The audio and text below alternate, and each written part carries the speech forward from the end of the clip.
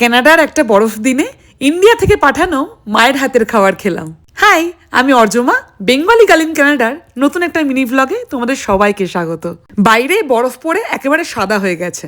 সকালবেলাটা শুরু করলাম হেলদি দুধ কর্নফ্লেক্স দিয়ে।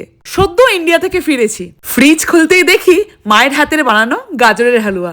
আহা, কাল ছুটির দিন ছিল, তাই শাগনিক ডালটা রান্না করে রেখেছিল, আর একটা বাসা মাছ কড়কড়ে করে ভেজে নিলাম।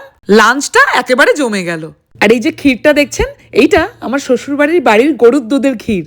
উফ, অপূর্ব তার টেস্ট। বিকেল হতে দেখি বরফের উপর ঝলমলিয়ে রোদ উঠেছে। ব্যাস, আর কে সুযোগ ছাড়ে, দুটিতে জুটিতে বেরিয়ে পড়লাম। আজ আমার নেল করানোর অ্যাপয়েন্টমেন্ট ছিল। এই প্রথমবার নিজের নখে নেল আর্ট করলাম। আমার কিন্তু দিব্যি লেগেছে।